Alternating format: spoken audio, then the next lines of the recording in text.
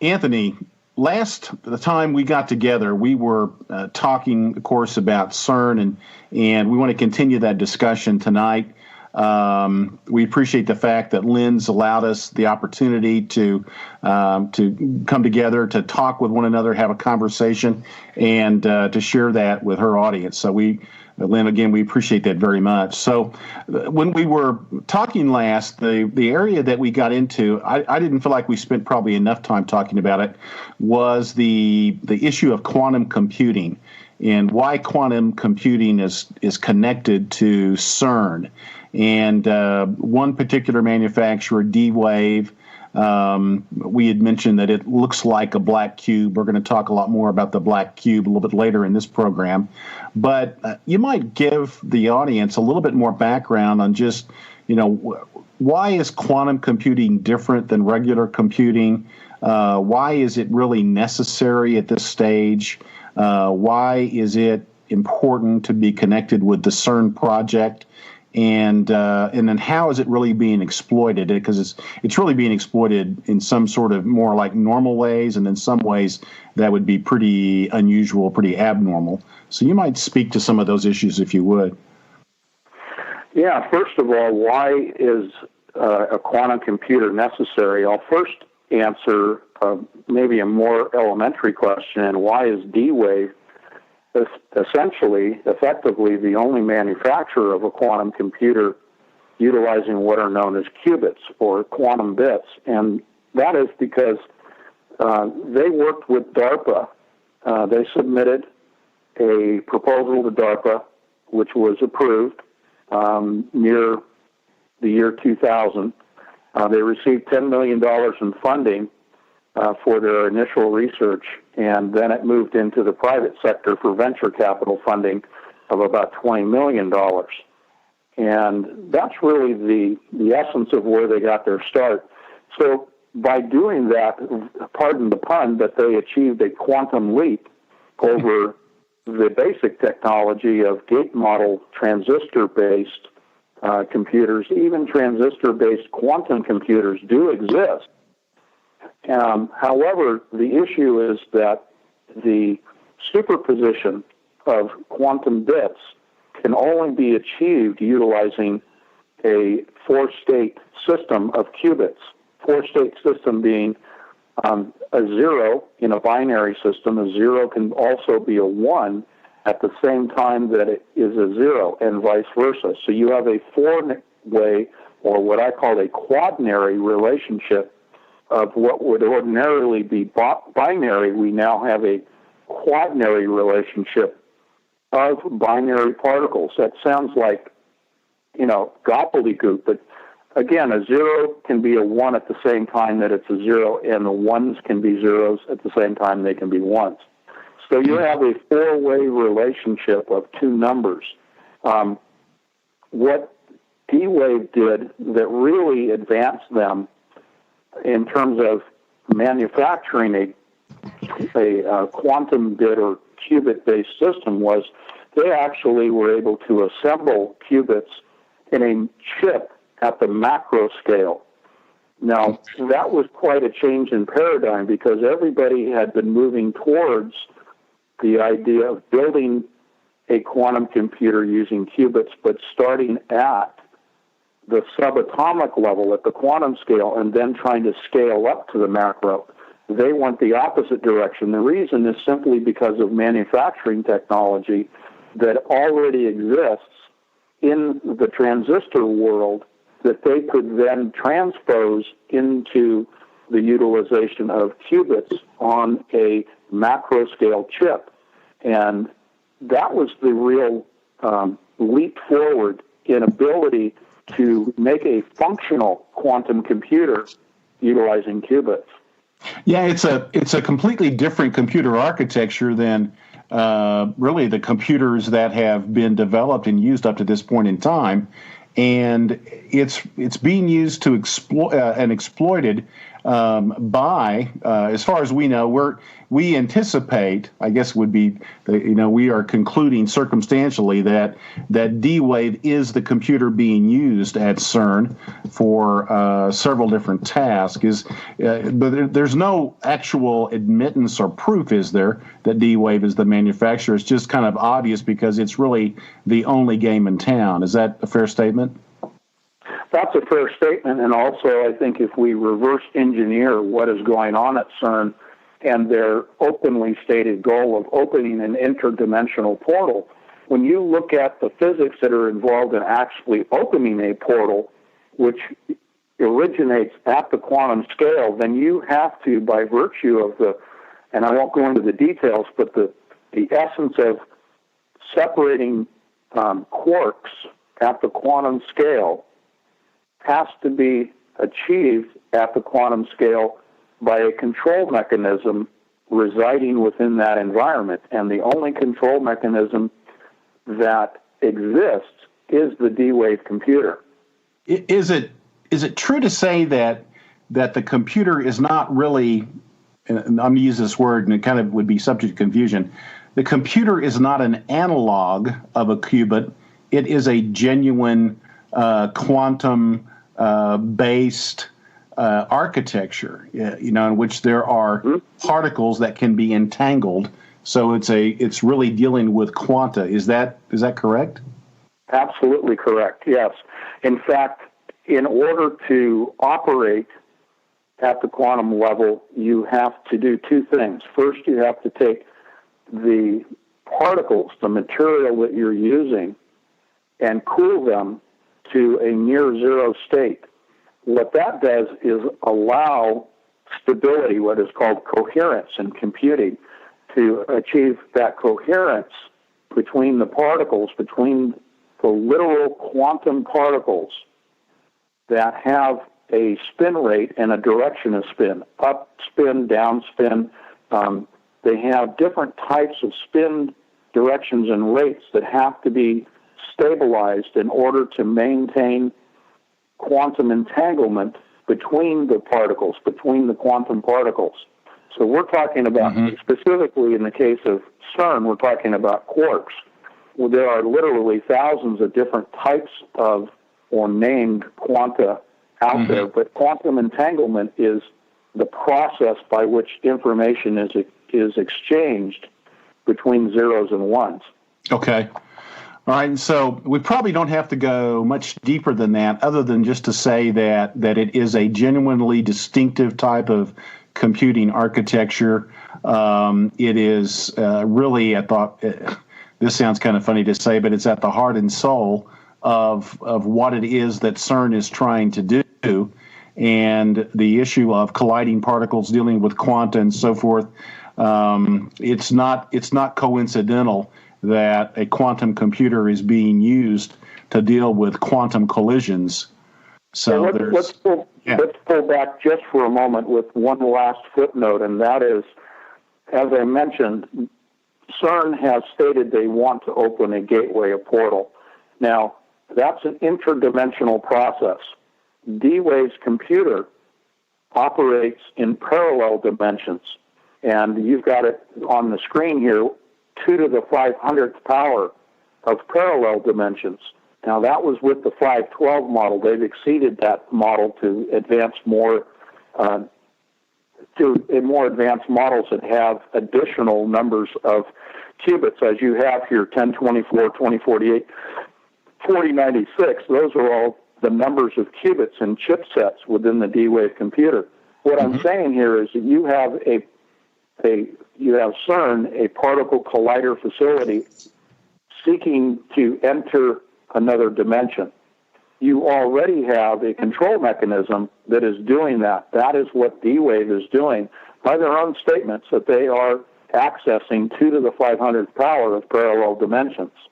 And this is where there's a little bit of I would say maybe some confusion in my mind regarding, let's say, the distinction between dimensions as we're talking about in this like 2 to the 500th power dimensions versus, let's say, the 3 dimensions of height, width, depth the spatial dimensions that we add to it time, and there's a temporal dimension. We're dealing with 4 dimensions. But for those of us that work with spreadsheets, we certainly understand that if you have, in effect, multiple spreadsheets cross-referencing each other, in effect, you're dealing with multiple dimensions, and you could be dealing with 10 dimensions or whatever.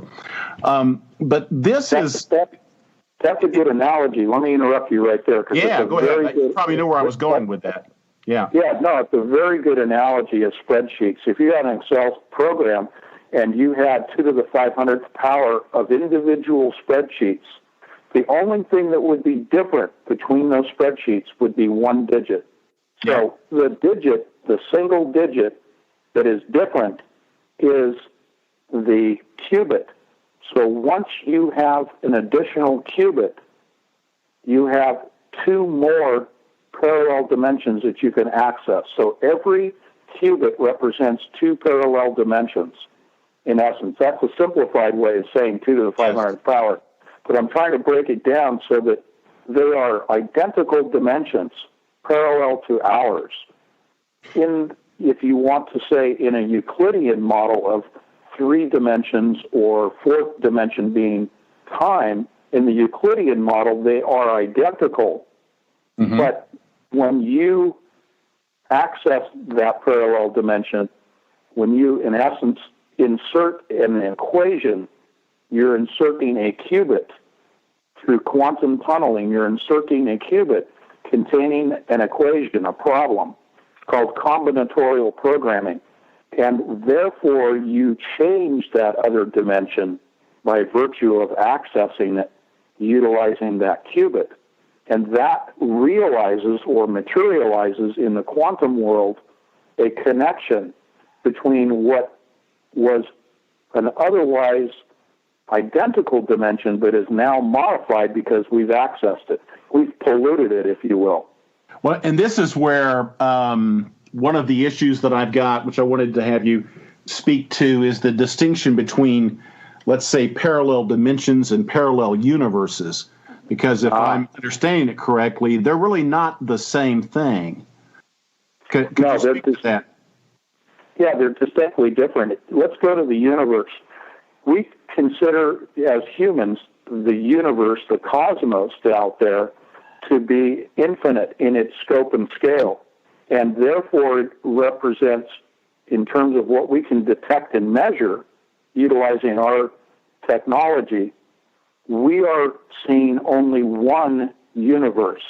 And that universe, in the way that we detect it and measure it, is by way of a 3-dimensional Euclidean mathematical representation. We're modeling the universe with only 3 dimensions, but we add time to it so that it's really a 4-dimensional universe. But it's one entity, if you will. It is one environment.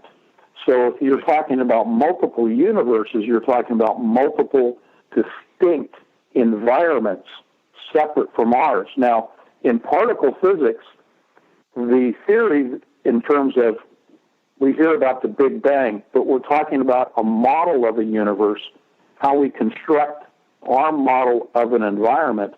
The theory in particle physics is that we actually originated from one universe, and that one universe spawned 8 different universes, 7 of which, and they don't really explain how, but 7 of which, let's just say they disappeared.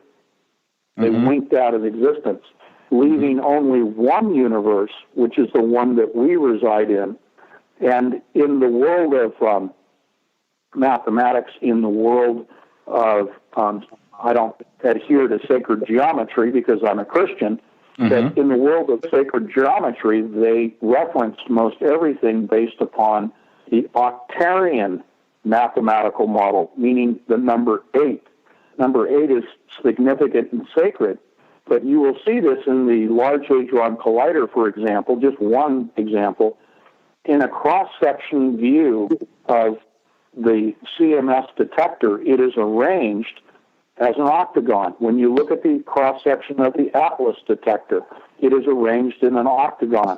So they view our universe through the lens of the number 8, calling it an octarian universe in particle physics.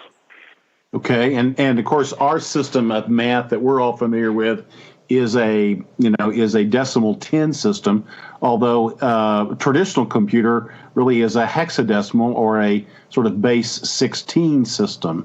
And so there are different mathematical, I guess you can say, sort of domains, and it is a significant factor, I think, also in the way they are trying to structure the work that they are doing.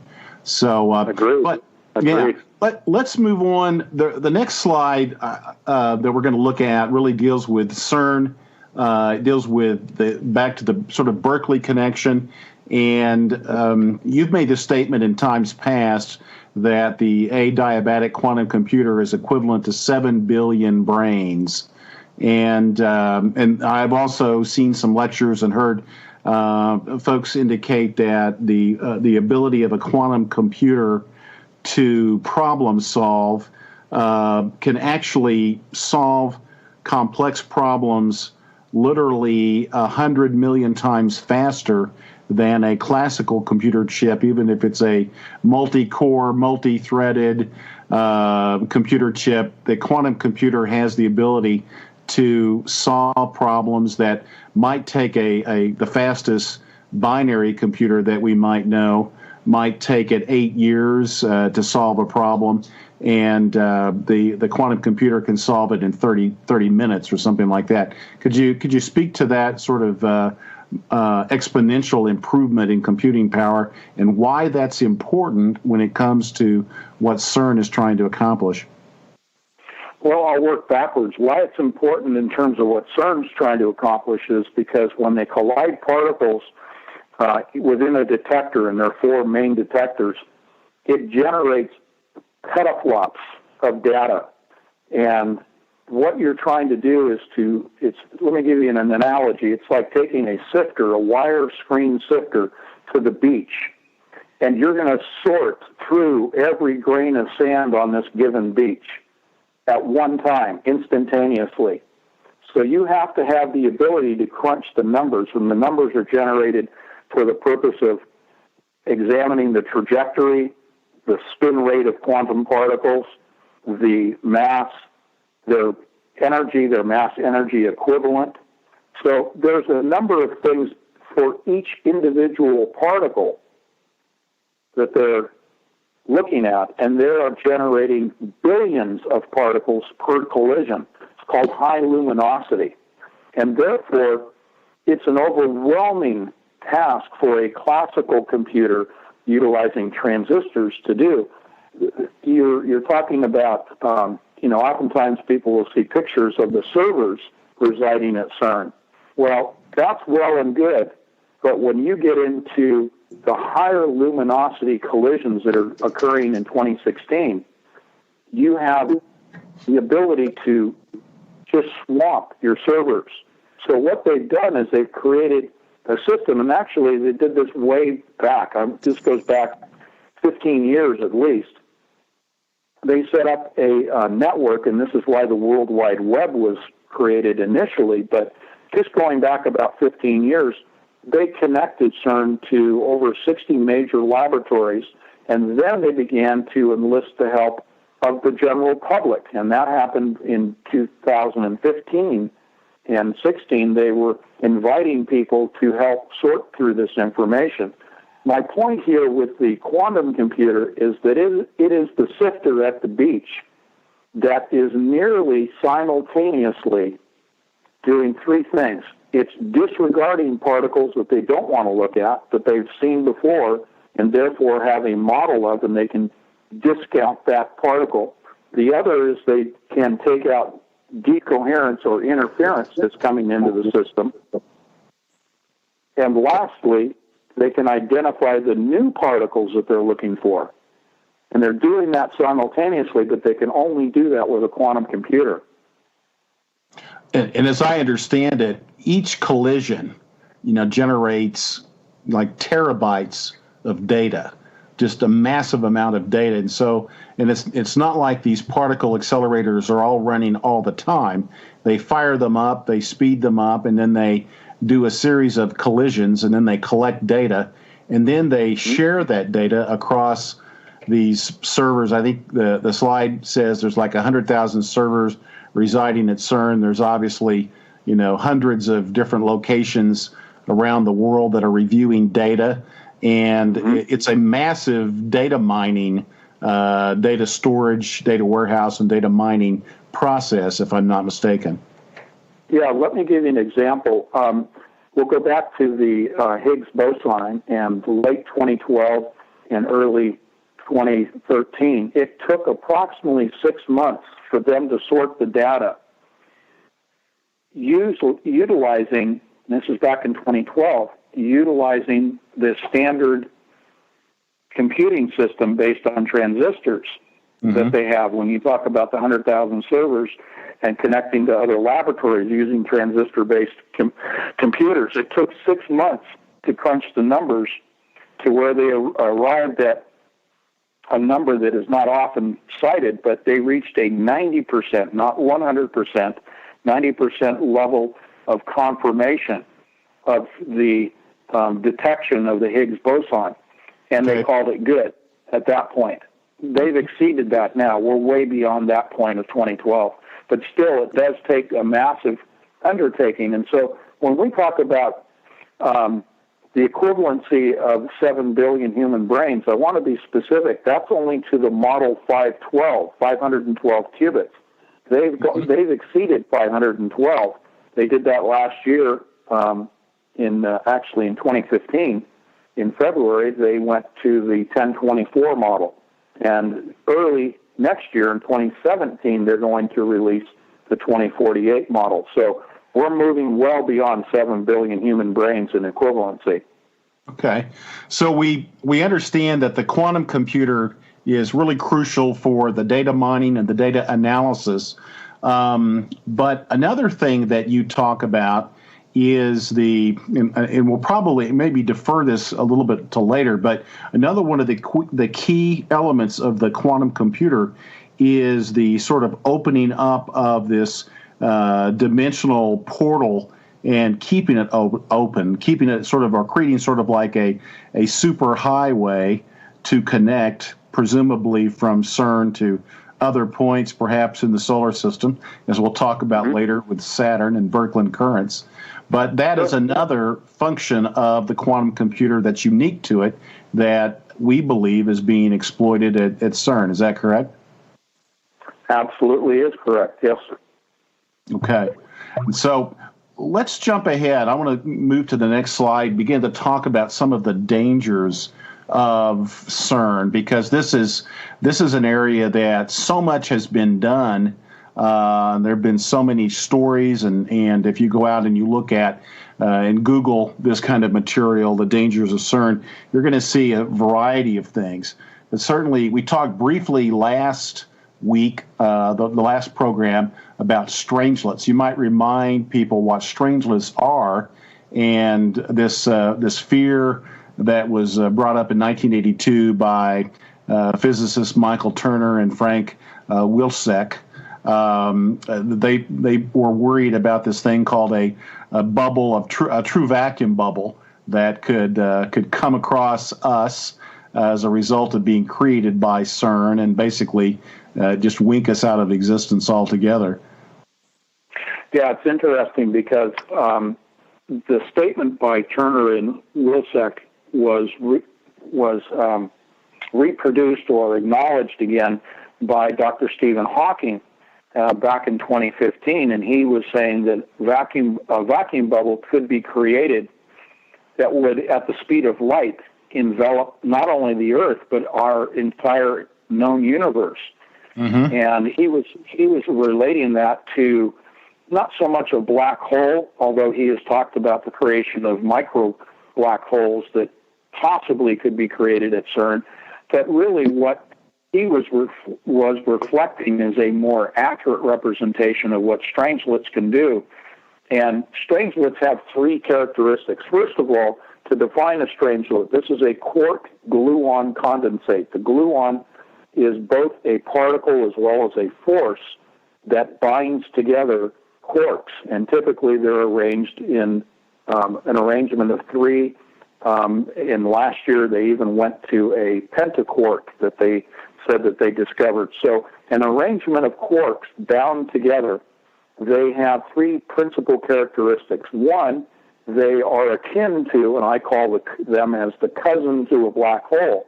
Cousin in the sense that a black hole, which is theoretical only, but is described as having such a tremendous gravitational attraction that even light is unable to escape the core of a black hole.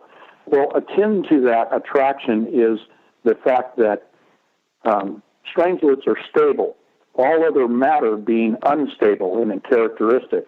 And therefore, the stable strangelet will attract unstable matter to itself.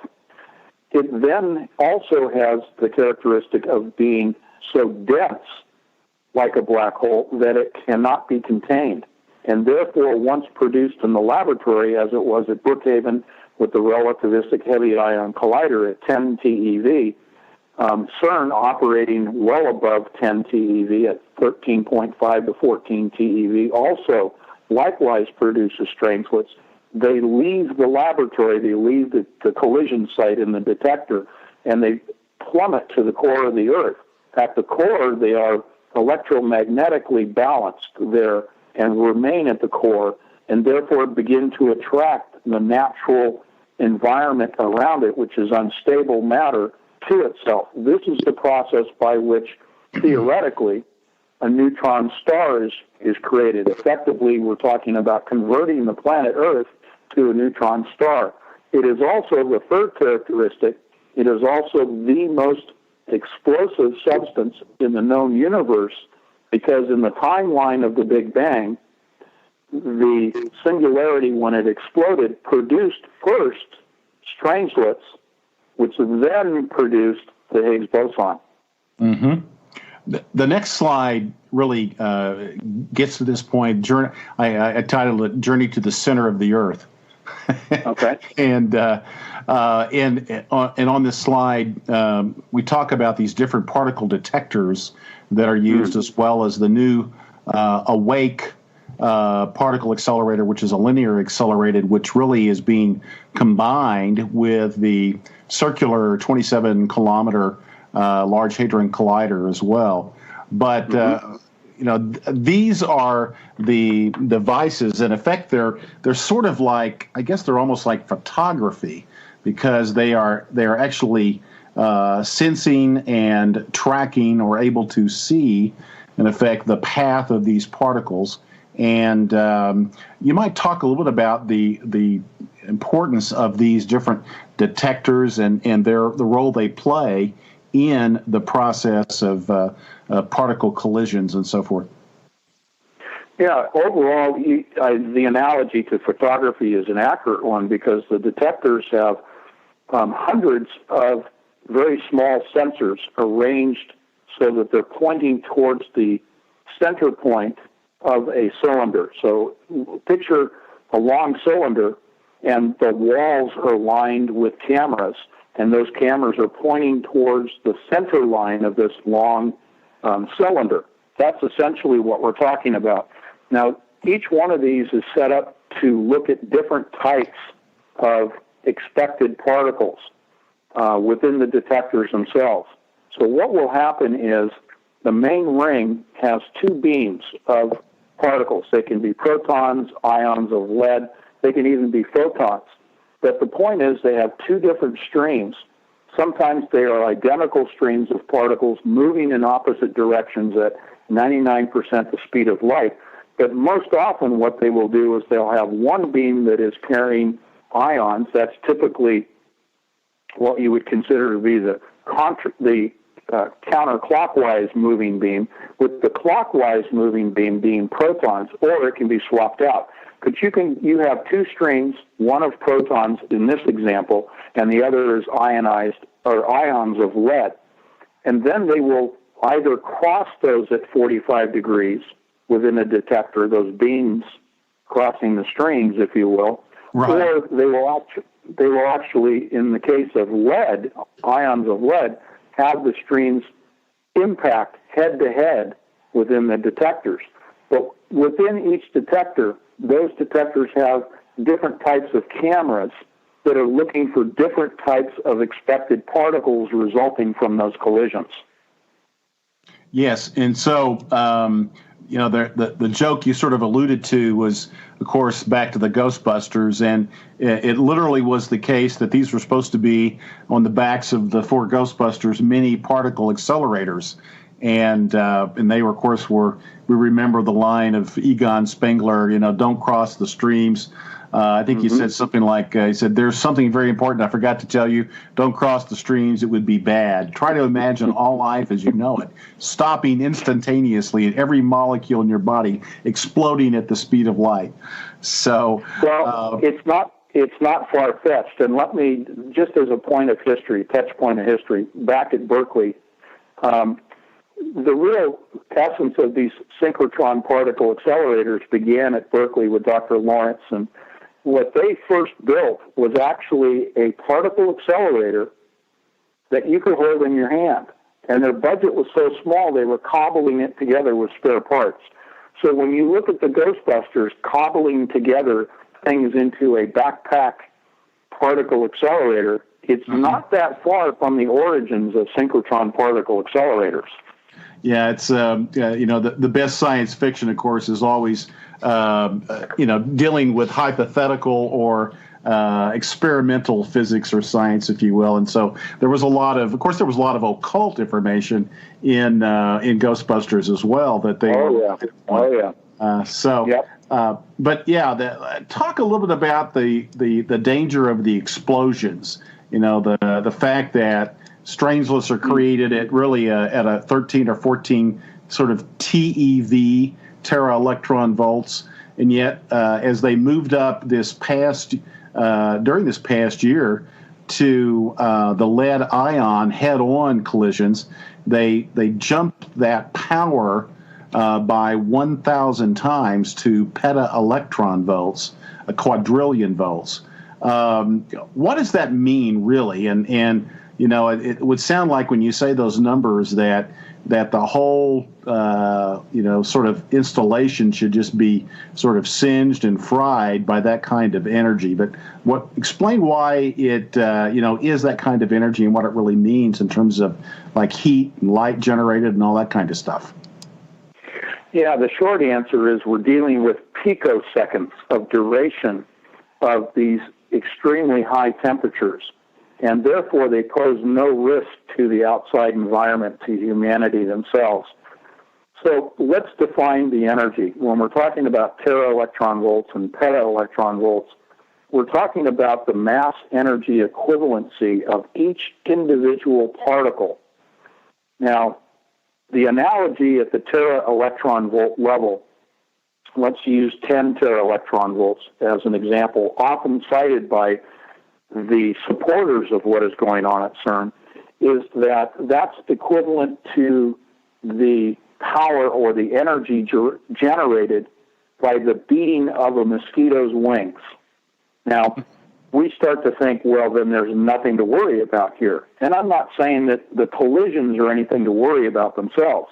I'm not. But what I am trying to define for people is that we're talking about billions of particles. We're starting to use our math skills. We're talking about simple multiplication. So if you take the energy of the beating wings of a mosquito and multiply it by billions, we start generating significantly large numbers of energy. It isn't energy that we have to worry about, that we have to be concerned about, nor are the resulting temperatures or the scattering of the particles, because the particles basically, once they are realized in the detector from a collision, wink out of existence in such a brief moment in time that is barely measurable. Same thing with the temperature that's generated upon the collision. So none of that is really of concern. But to grasp the nature of the numbers of tera and peta-electron volts, we're talking about the mass. If you want to call it the weight, that's fine, but the mass of each particle. But the particles are arranged in bunches, and the bunches are separated in time, not at distance, but in time of 25 nanoseconds. That's a more precise measurement than trying to say millimeters or centimeters or nanometers even. So they're separated in time, but essentially they're a solid stream of particles moving at near the speed of light.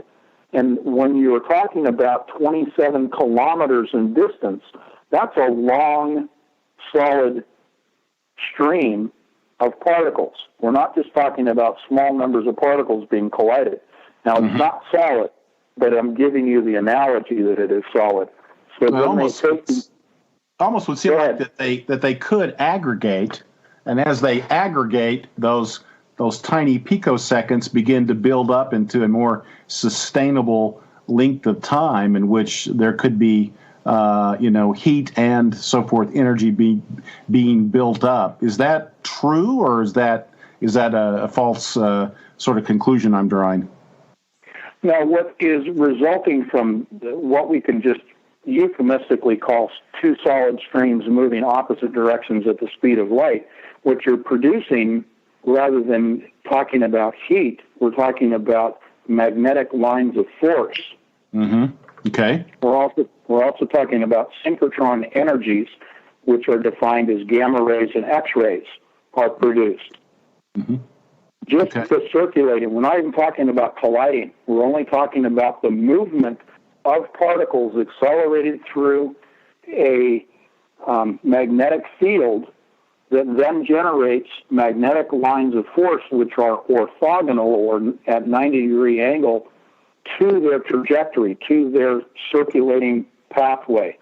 And the magnets serve the purpose, the superconducting magnets serve the purpose of doing two things: holding the particles to a circular trajectory within the center of what they call the pipe, but the ring itself, and holding it in that center trajectory to keep the particles from colliding with the inner walls. The other part is they have what are known in the detectors, what are known as collimators, and collimators squeeze down using magnets. They squeeze these particles into a very, very small pinpoint beam or stream of particles. All of that results in magnetic lines of force, gamma rays, and X-rays. These are affecting the magnetosphere of the planet. Anthony, what I'm hearing you talk about are some things that could lead to some, terrestrial impacts or dangers. Again, if you look at a lot of the articles being written about CERN, so much of them deal with earthquakes.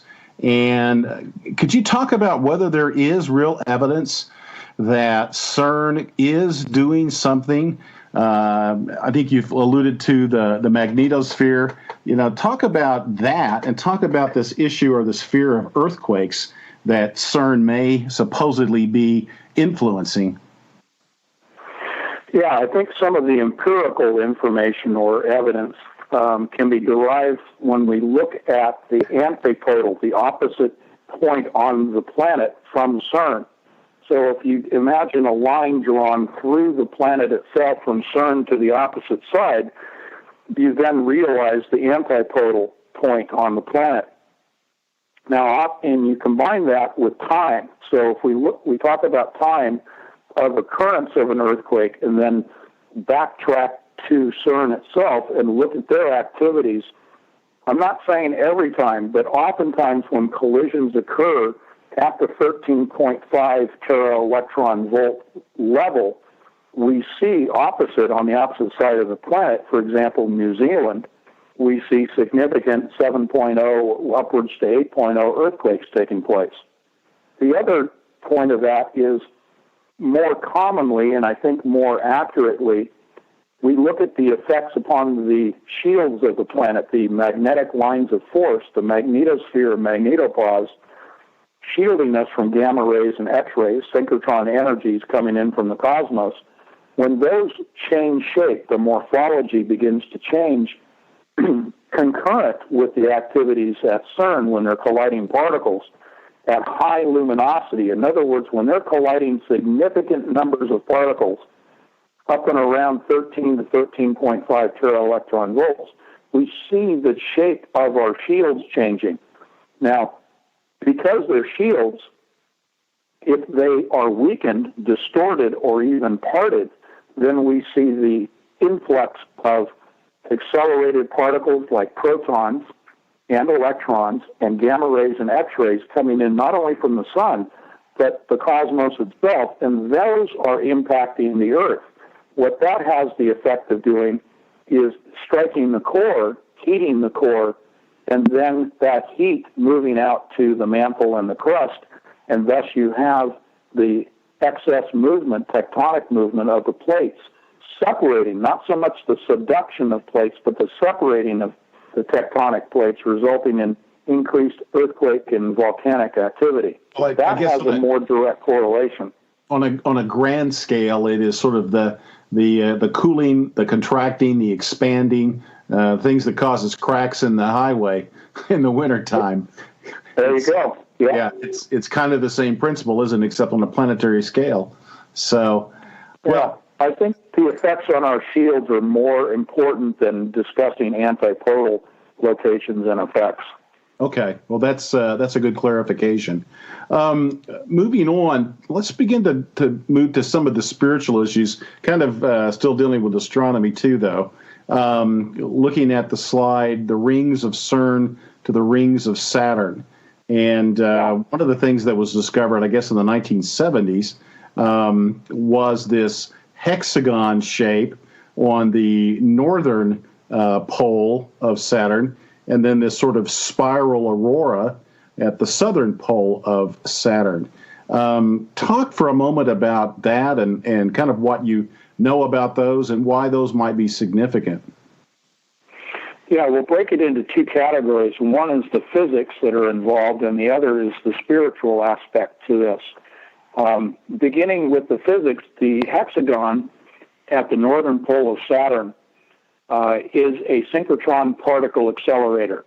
Now, we can call that naturally derived, but for the sake of discussion, we'll call it a natural particle accelerator because it has contra-rotating clouds of accelerated particles that are identical in the fashion that it operates to what CERN is doing. CERN has copied the northern pole of Saturn, the mechanisms.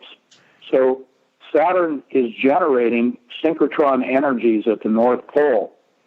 Those generate Birkeland currents, and it has been definitively detected and measured that the Birkeland currents, which are charged particles, it's a helical double strand of oppositely charged particles that arrange themselves like DNA. And that, once generated at the northern pole, actually penetrate into the gaseous body of the planet to the southern pole. And they exit the southern pole in the form of this spiral. And the spiral is very much akin to the Norway spiral that we observed, I think it was in 2009 when President Obama received the Nobel Peace Prize. Right. So I'm just giving that as a touch point for people. But what we're talking about here, go ahead.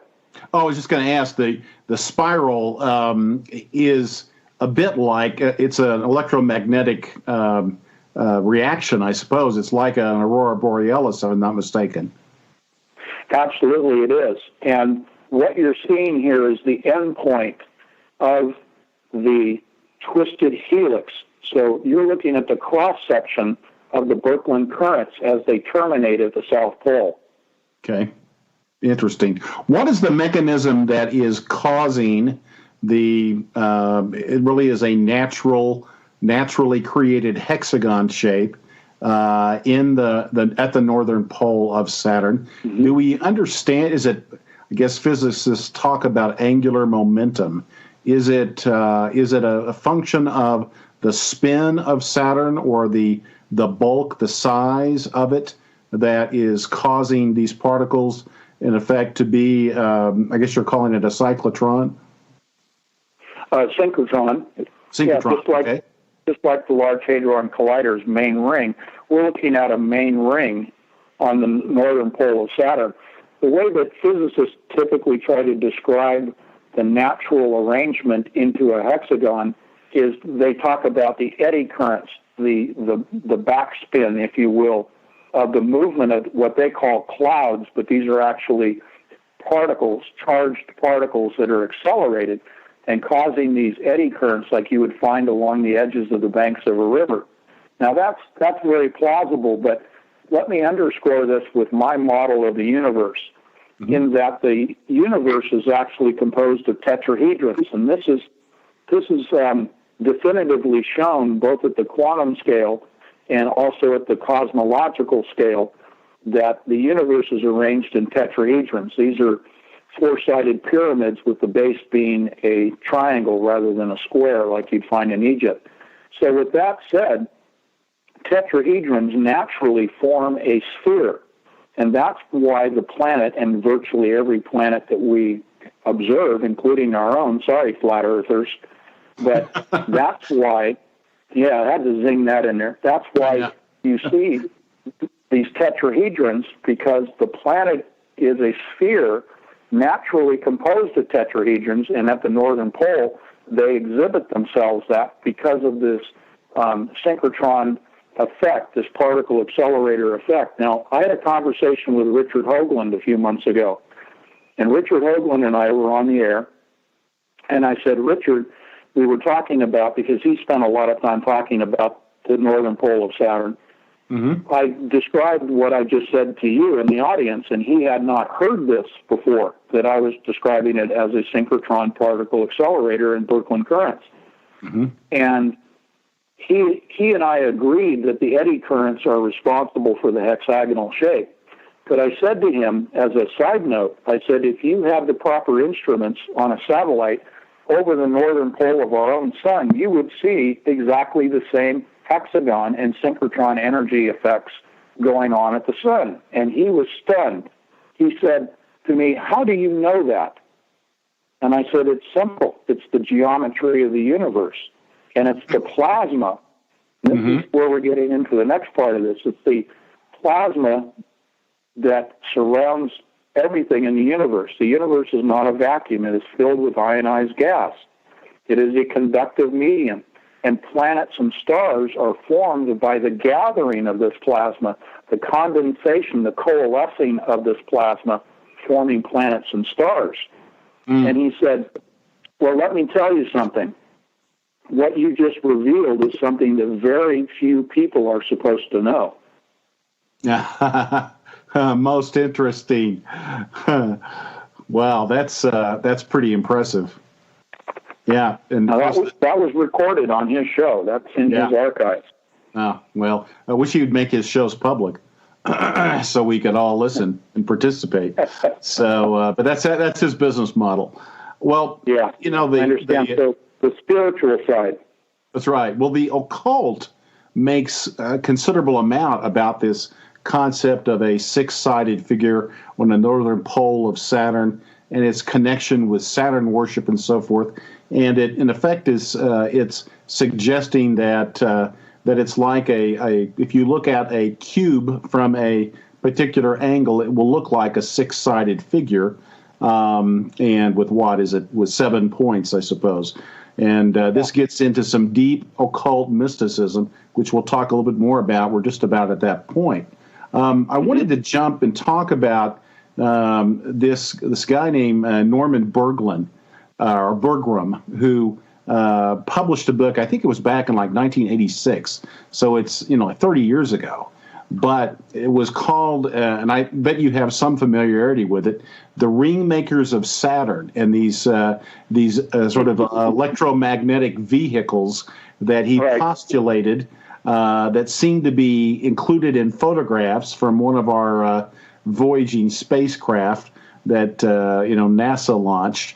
And it looks as if, and the theory is that it's actually spacecraft of some sort that are, in fact, depositing material that are forming the rings of Saturn. Do you know anything about this? I've not read his book, but I do know enough that it tells me that I don't know enough about these spaceships. It's a video certainly that's been out there. I've watched his video. I've heard him talk about it, the speculation. It's one of these additional sort of mysteries of Saturn that that is has added to the cult theories and conspiracy associated with Saturn and the occult. But these pictures, which we show some of them on the slide that we're looking at, it is another puzzler that is unique to Saturn, and so it's something that adds more color, I guess, to the story. But the concept that that Saturn and the rings are artificial, not necessarily natural, is that's pretty wild. Mm-hmm. Jumping from that, go ahead, make a comment, please. Real quick. The rings are natural; they're not artificial. They are a product of the synchrotron energies that I talked about, and also the magnetic lines of force. If you picture the main ring of the Large Hadron Collider, that is, and pick that up and put it at the equator in a cross-sectional arrangement. If you put it at the equator of Saturn, you kind of slice the planet in half and put the ring in there. It then, when it accelerates particles, generates at 90 degrees outward from that accelerator ring magnetic lines of force, gamma rays, and X-rays. What the magnetic lines of force begin to do is to gather plasma from the ether. The plasma, Tesla's ether, begins to gather the plasma from, let's call it the cosmos, from the vacuum of space, if you want. But it's gathering plasma. That's what the rings are really composed of. Yes, people want to say that they're rocks and dust and all that. That's fine. But what you're really talking about is the manifestation, the visual manifestation of the magnetic lines of force from a synchrotron particle accelerator reaching out and gathering plasma into concentric rings. Mm-hmm. Now, as far as these spaceships that are out there, it very well could be, from a Christian standpoint, I consider, most of the UFOs that we see out there to be man-made. But there's an element, I just use a number of 10% and say that 10% of what we're seeing are craft that are put together by fallen angels. And this comes from Scripture. I would say my conjecture, without having a lot of knowledge of Mr. Berglund's book, but just the photographs and the few videos I've seen of his work, I would say that these craft are constructed by fallen angels, demons, if you will, demonic entities that are creating craft that they need to move into our dimension. Now, that is just, ridiculous on the surface. But if you dig into the spiritual research that I have done, and you have done as well, you begin to see that there's that element of possibility in the conjecture that I make, that these craft are not necessarily from aliens, but given their scale, they're not human-made from our planet. They're not Earth original, because the scale of these things are such that I would say that they're more from the fallen angel end of the spectrum. Well, they add to the deception. There's no question about that, and you're exactly right. If we had the time, we could jump into the whole UFO phenomenon and talk about the connection, but we don't have time in this program. Yeah. Moving on, I wanted to spend a little bit of time talking about Stanley Kubrick, the great filmmaker who's made, of course, many films. Perhaps the most famous, 2001: A Space Odyssey, but also films like Clockwork Orange, The Shining, Barry Lyndon, even Spartacus. I had forgotten that he was responsible for Spartacus. But I've been, of course, myself doing some study and watched a film by a filmmaker named Jay Weidner, who talks about Stanley Kubrick's sort of obsession with the Illuminati and the Saturn death cult, and that many of his films seem to be thematically tied in to this whole issue of the Saturn death cult, and Eyes Wide Shut being perhaps the most provocative and the most clear cut.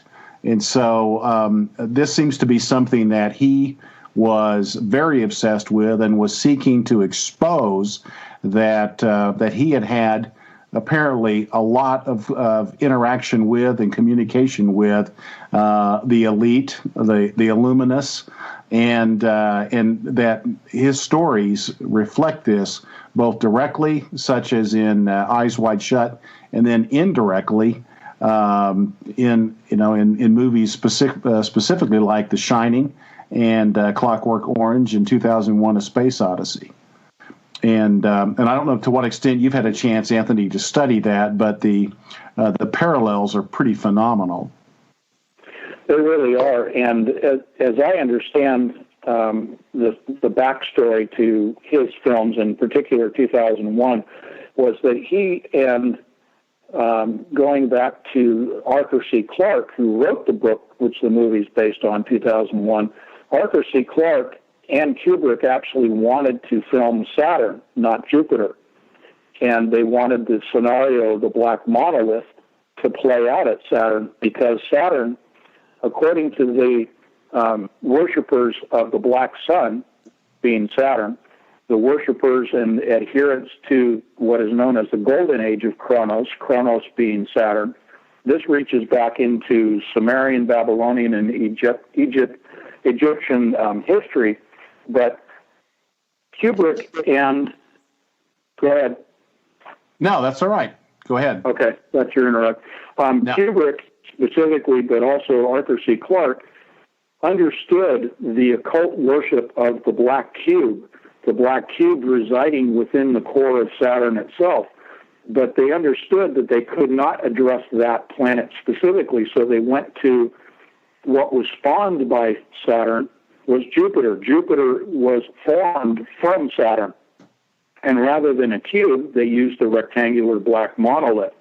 And by the way, the black monolith represents the black cube, not only within Saturn, and not only the one at Mecca, but it also represents the black cube because it is artificially intelligent, the black cube of D-Wave.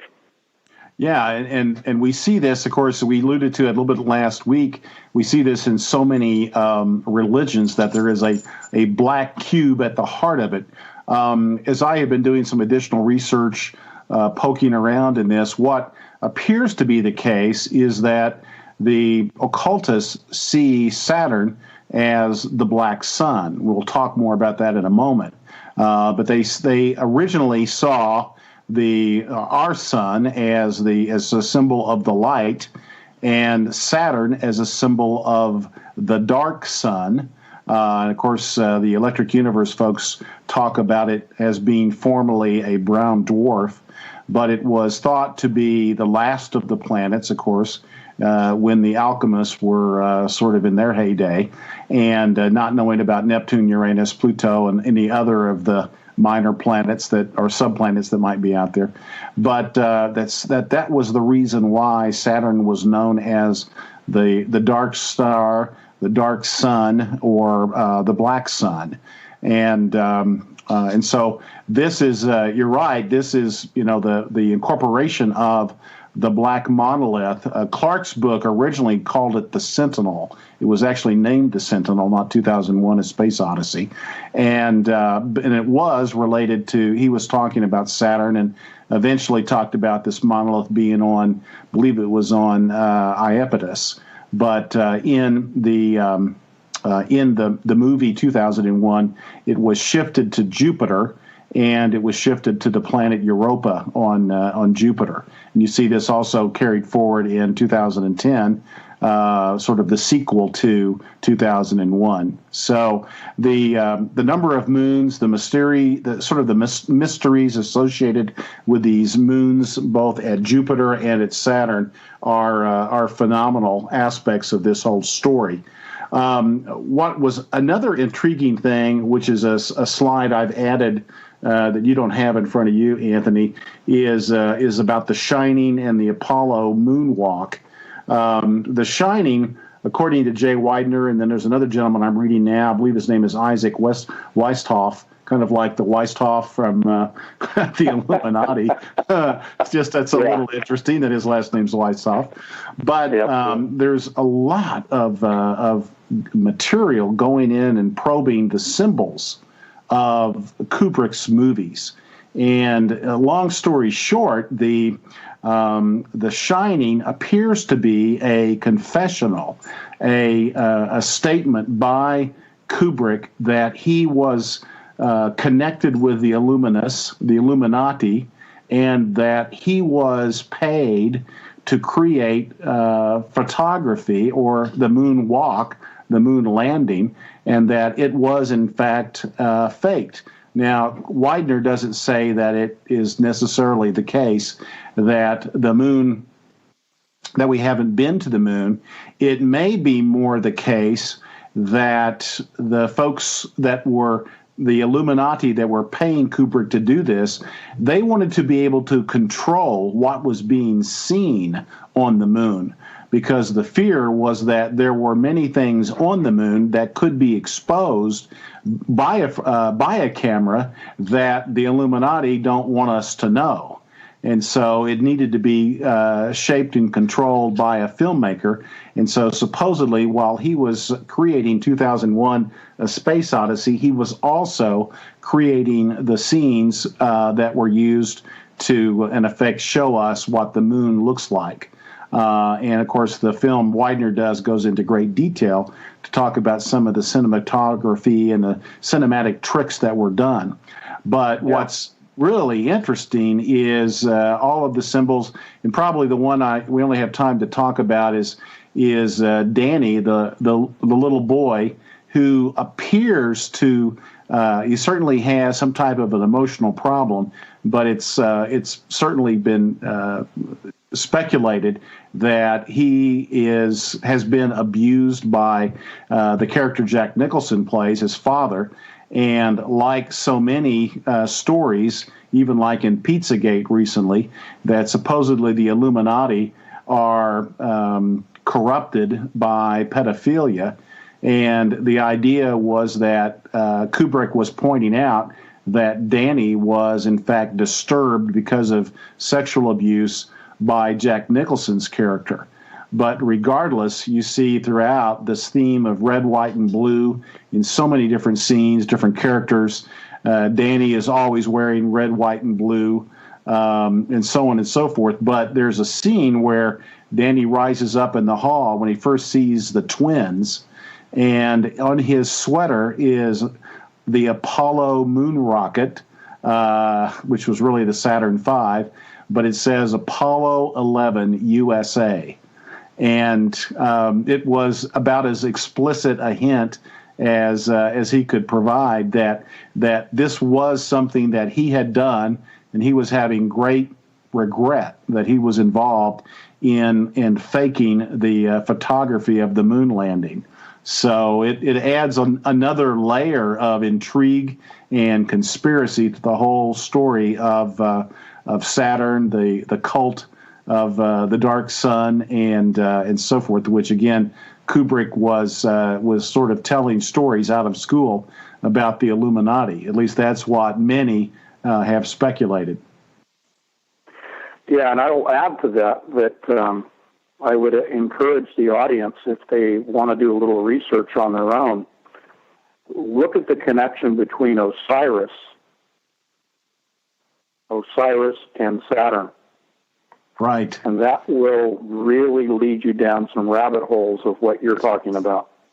Yeah, the connection between the pantheons of the Greeks and the Romans, even the Babylonians and the Egyptians. Osiris Nimrod, who many believe was the origination or the human incarnation that led to Osiris and Orion and so forth. And so let's move on, though. Let's talk a bit about the black sun and talk about the symbols of Saturn worship, which is for my slide 30, probably about slide 28 for you. But this was a very important symbol for the Third Reich. You might talk a bit about that, if you would. Yeah, in fact, if you look at the Polaris star that actually forms a swastika, and it rotates in the heaven, and that is something that is directly related to the activities of CERN opening a portal. Now, that's just a little side note on the swastika, but the swastika represents Saturn. It represents the worship of the black sun. And for the Nazis specifically, if we're going to talk about it in that relevancy, as opposed to the swastika being prominent in the Hindu religion, but with the Nazis, they truly believed that the origin of life and the origin of the Superman, the super race, and the new race of beings that they wanted to bring about really originated with what they felt was the origin of mankind, which was Saturn itself. And that speaks to the whole issue and their worship and their belief in the golden age of Kronos. And they were trying to recreate, the Nazis specifically, and this is carried forward to today's activities with the Illuminati, with the Jesuits in particular, this reconstruction of the golden age of Kronos here on the Earth, and also connecting Earth to Saturn. Exactly. Kronos and Saturn really were seen as, in effect, one and the same. And, of course, it's very easy and very obvious to connect Saturn to Satan, and the concept of evil, even going back to 2001. It was a symbol that's pretty obvious. When the ape hits the bone and throws the bone up into the sky, you immediately shift from 4,000 years before with the ape that has learned how to use a weapon to a satellite circumnavigating the globe that happens to be a nuclear satellite and represents the military-industrial complex and the fact that mankind has made their weapon systems even more evil, and that evil was a big part of that. And so that's the Saturn, Kronos, who ate his young, the dark side, if you will. And so very, very much a big part of Luciferian worship, that it's a dualism, the polarities of both good and evil, and that it's important for us to transcend by embracing both good and evil, which is not, of course, a Judeo-Christian point of view. It's very occult. Yeah, and if you would, the Nazis really were New Agers. We call today's New Agers, really, their practices are no different than the practices and beliefs of the Nazis. And I only point out the Nazis because it's so new and fresh. I shouldn't say new, but fresh in our memories. Right. But if you're more contemporary, but if you reach back into the Greek and the Roman and the Egyptian cultures, you see all of this planetary relationship of the godheads and the deities and the powers between them played out. And this all carries forward right to what is going on with CERN and with D-Wave's computers. All of this reaches back into those former days. So when we talk about secret societies and we talk about hidden knowledge being carried forward through the eons, we arrive at today and we see the manifestation in our technology of knowledge that was provided back to the ancients by the fallen angels, back into the days of Noah. And previous to the days of Noah, we're talking about forbidden knowledge that was forbidden for our protection. But now we're seeing the technology that is seeking to breach the veil to access all forbidden knowledge. But The Nazis had their advanced technology because they were already, through spiritual means, contacting fallen angels and obtaining that forbidden knowledge, which manifested in their weaponry. Now we're seeing the same process with D-Wave's computers and with CERN, the manifestation of that forbidden knowledge. Yes, one of these symbols is a symbol of the Vril, the symbol of the Thule Society, which the Vril supposedly were assimilated into. Maria Orsic, the primary medium, assimilated into the Thule Society. There's this one of their ensigns or logos from 1919 is a curved swastika, which of course Joseph P. Farrell points out is indicating a sort of toroidal motion, and the twisting motion and so forth being, of course, a part and parcel of what happens at CERN. So these things are very much connected. Yeah, he's calling them a torsion field. There's a toroidal, yes, which is the donut shape, which is what our magnetosphere is. That's a toroidal field in the donut shape of magnetic lines of force. And then you have the torsion field, and you're correct. That's what is represented in these symbols, is that twisting of a torsional field. Now, it brings up, again, from the physics side, if you picture the main ring of the Large Hadron Collider, and it's producing these magnetic lines of force, which then manifest around the ring like a donut, with the hole in the center of the main ring of the collider itself. So that's one manifestation in physics, is the toroidal field of magnetic lines of force. Now, on top of that will be produced these torsion fields, these twisted fields of charged particles above the main ring, above Geneva. That will then in turn, in the center, if you're looking at the screen, look at the red graphic there. Mm-hmm. That's a very good representation of what I'm talking about from a bird's eye, straight down perspective. Coming out of that center of both the torsion field, the twisting, and the toroidal field, which would be your outer circle in this graphic, coming straight out of the center are the twisted pairs of charged particles known as the Birkeland currents I talked about with Saturn. Mm-hmm. Those will be produced by the activities of the particles in the synchrotron particle accelerator, and those will extend from CERN to the southern pole of Saturn to connect with the Birkeland currents that are generated at the north pole of Saturn, moving through the core of the planet to the southern pole. And the core of the planet of Saturn also has a black cube residing within it.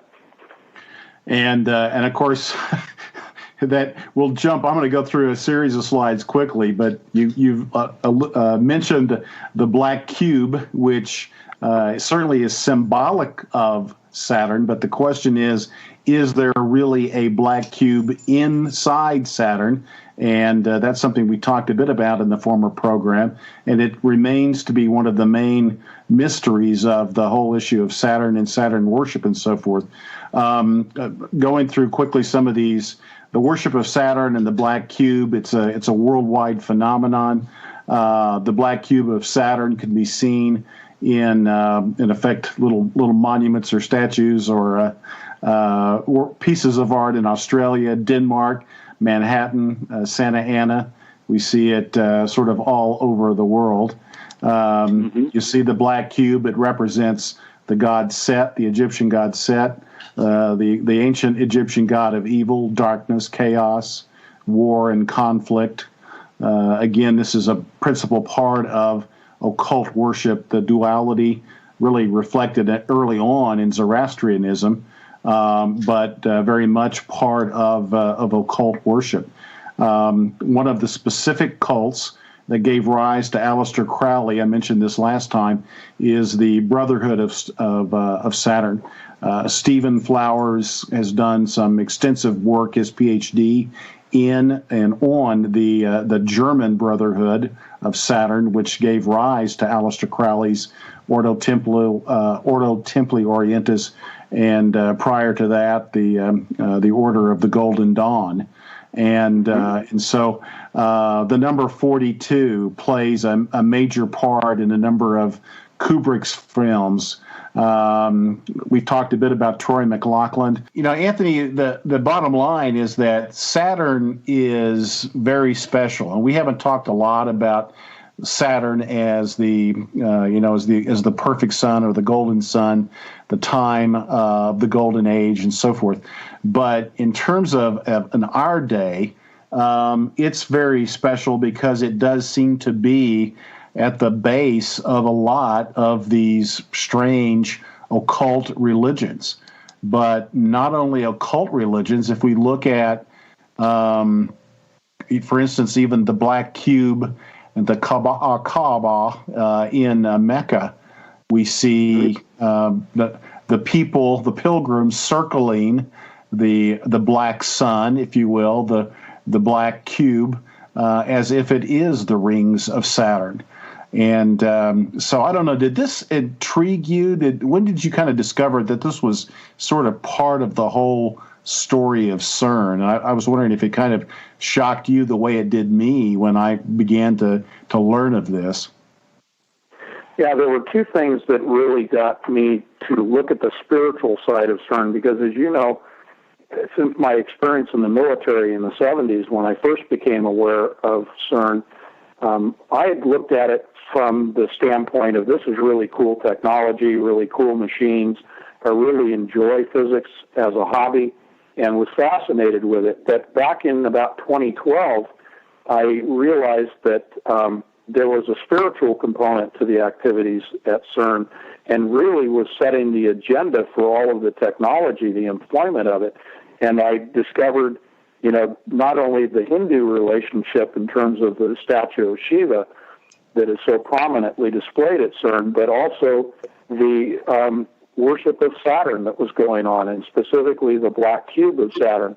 And that all was connected with CERN. And then I began to realize, moving through 2012 and 2013, when I first wrote my first book in 2013, the connection to CERN is to the Vatican, specifically the worship of Saturn, which is actually Satan, the worship of Satan by the Pope, and that there are two popes, the white Pope that everybody sees, and the Jesuit black Pope, the Jesuit general. And the Jesuit general has his people in place as physicists and engineers, as well as administrators, has his cadre of Jesuits, people that were educated in Jesuit schools, who are working at CERN, and who are the ones that are actually directing this worship of Satan through the technology. And the reason for opening the portal is to open the abyss that lies directly beneath the machine. Well, and that really takes us to what is the last slide that we want to talk about tonight, which is entitled From Saturn to the Abyss. And, one of the questions I've got is, to what extent is this concept of a black cube actually being embedded within the planet Saturn? Is it, clearly it's a symbol. That's very obvious. But, it sounds as if there are those that think that it's more than a symbol, that there really is a black cube at the core of Saturn, that this was part of Stanley Kubrick's disclosure in 2001: A Space Odyssey, and that others have, that it appears that perhaps the elite that may be behind the founding of CERN might in fact have envisioned that they would be able to connect through a current, through the Birkeland current, to this black cube. What are your thoughts? To what extent do you put stock in the idea that the black cube might truly be resident in Saturn? Is it a symbol or is it more? No, I'm convinced primarily from a physics standpoint that there is a black cube within the core of Saturn, again, relating back to the northern pole of Saturn, producing not only the hexagon, but also the hexagon itself manifests the shape of a cube at the northern pole. But this is an energy field that resides in the core of the planet, And the energy field is comprised of the arrangement of the Birkeland currents into a cube. It's all about geometry. If you look at the twisted helix will provide the shape of a cube, but it's an energy. It's not a solid cube. It is an energy field in the shape of a cube. Because when you talk about I'm trying to be brief here, but when I talk about tetrahedrons and tetrahedrons forming a sphere, in this case a planet, one of the intermediate steps, if you're looking at in the analogy of freeze frames, if you look at the replication process of a single tetrahedron out into multiple tetrahedrons which form a planetary sphere, at intermediate steps of that replication, you will have various forms of geometric platonic solids created. One of the platonic solids created when tetrahedrons reproduce is a cube, and therefore what you're seeing is this tetrahedral arrangement of the Birkeland currents, the twisted helix, in a freeze frame of a cube. It's an energy field, and in the mystic world, in the world of the occult, they believe that this energy field is actually a prism. It is therefore not only a prison holding the spirits, what they call their titans of old. It is not only imprisoning their spirits, their spiritual leaders, their seven godheads, but it is also the key to opening the abyss. If they can connect through the Birkeland currents from Earth to Saturn, they can break this energy field, forming this cubical prison, and therefore release these godheads back to the Earth and back to the opening simultaneously, the opening of the abyss within our planet. They open both the cube at Saturn, they open the abyss here on Earth at the same time, releasing not only the Titans and Saturn, but also the remaining cadre, if you will, of demonic entities and spirits from the abyss into this realm, into this reality. And that is the scenario that the occult, including the Pope, both the black and the white, believe in and are pushing for, and has been their reason for worshiping Saturn and placing the collider at CERN over the doorway to the abyss, the temple to Apollyon, Abaddon the Destroyer. This is a concurrent scenario between two planets that will play out. That's of course it's so much to wrap our minds around, but the fact that, as we talked in the last program about the connection between the particle accelerators, the mapping of DNA, that these things are not coincidental, that they play together. The Birkeland currents, understanding that the nature of the cosmos is that it's not an empty vacuum, but that it in fact is filled with plasma, and that it is a means to propagate currents, and that many of the features of the planets, a lot of the craters and so forth that we see, are not craters caused by volcanism or impacts, but they're craters caused by what's known as basically electromagnetic machining of and creating flat-bottomed craters and so forth. So there is, in effect, real science behind the notions of the electric universe and so on. But talk about the issue of the sort of the DNA sequencing.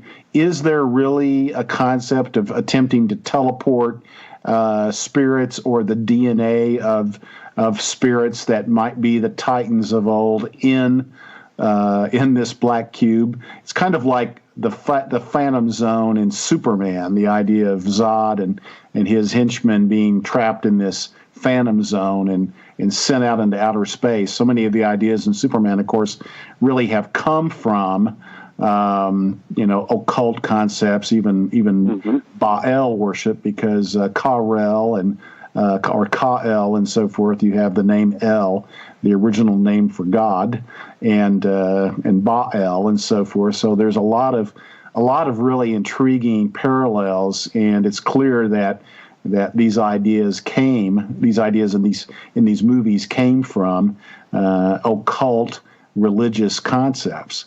But talk about this issue of, is there really is the Birkeland current really to be a means of teleporting DNA sequencing of Titans from Saturn to the bottomless pit, as it's called, to the abyss on planet Earth? Yeah, first we'll start with the characteristics of Birkeland currents, and these are naturally occurring, as you say, in the plasma of the cosmos, and they are photographed by Hubble telescope to extend light years in distance. So these naturally occur in that plasma medium. The issue of teleportation, I would call the plasma conduit. I would call the Birkeland currents between CERN and the southern pole of Saturn a plasma conduit, a conduit which will channel charged particles, an energy wave that will first extend to Saturn and then return from Saturn, both the spiritual as well as the physical DNA, the digitized DNA of the fallen angels, the Titans, will be transmitted electrically as charged particles through the Birkeland currents back to the doorway to the abyss, which is what the Large Hadron Collider itself is the doorway to the abyss. So when we talk about digitized DNA and sequenced DNA, this goes to the work of many scientists in the world of DNA that are actually using a digital sequencing of our DNA. They use particle accelerators to determine the protein folding of DNA, and then all the way down, and I'm being very brief here, all the way to the quantum level of the arrangement of quantum particles in our DNA. They were then able to convert the pattern of DNA to ones and zeros, to binary code. They were able to digitize or place in a software program the pattern of DNA components. Let's just say the proteins themselves, just to be brief.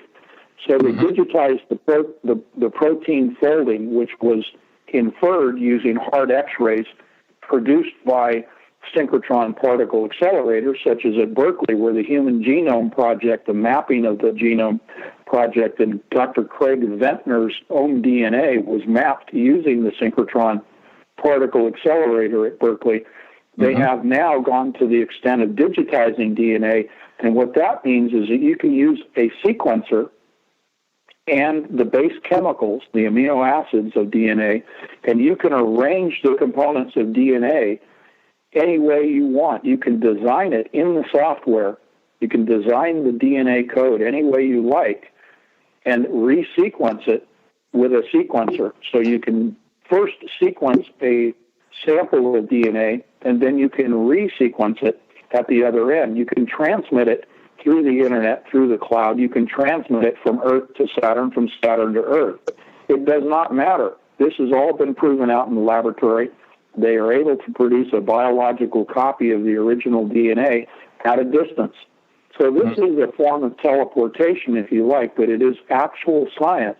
And this is the mechanism by which they will not only free the Titans from their energy cube using these Birkeland currents, but they will also be able to use that as a plasma conduit to then bring both the spirits and the physical digitized DNA back to the abyss and reconstruct them here on Earth. You can't separate the physical from the spiritual. They are conjoined. It's an amazing amount of issues that are kind of concatenated together, tied together, and it basically boils down to springing, I guess, the Scorpion King from his imprisonment in the abyss. And of course, many speculate that really is Nimrod, who was the first archetype, if you will, of the Antichrist, and that ultimately Nimrod plays a key role in this in the arrival, I guess, of the Antichrist. So I guess we have to leave it there because time is really run out. But Anthony, thanks a lot. I enjoyed the conversation. I hope that the listeners have enjoyed it as well. And we certainly want to encourage everyone to take a look at Revising Reality, a biblical look into the cosmos. Invite you to order books from Anthony if you'd like at his website, which is anthonypatch.com. If you are interested in an electric copy, you can certainly acquire those from Amazon, from Kindle. The other authors, Josh Peck, Gonzo Shimura, also have copies. So if you'd like to obtain a copy signed by one of the authors, invite you to do so. And we're going to be working on Volume 2. Anthony and I are already doing a lot of planning, and we have some very, very specific areas that we will be speaking to, and we're very well aware of these as we had a general plan that was constructed, and the details now are being fleshed out. So we hope to have that second volume done by sometime this summer. But it, also, Anthony, you're going to be doing a new book and releasing a new book very soon. Do you have an idea as to how soon it's going to be, and do you have a working title yet? Yeah, the working title is Coalescence, because everything is coming together, and we are working extremely quickly at getting this out by the end of January, and it will complement the work that we've done with Revising Reality, and it will act as a bridge to Volume 2 of Revising Reality. So, yeah, we are all working on the same page, my friend. No, it's exciting, and it's certainly groundbreaking, and it's certainly controversial as well, provocative to say the least. So, all right. Well, Lynn, we'd like to turn the show back over to you. Thank you again so much for the opportunity to share our ideas and thoughts with your audience, and we hope that it's a blessing to everyone, and we appreciate the opportunity so much. So thanks a lot. Thank you, and God bless you guys. And this has been Anthony Patch and Douglas Woodward on the Lynn Liaz YouTube channel. If you're not subscribed, subscribe today to youtube.com/Lynn Liaz, LYNLEAHZ. Thanks again, gentlemen, and I can't wait to have you back. Thank you so much. We appreciate it.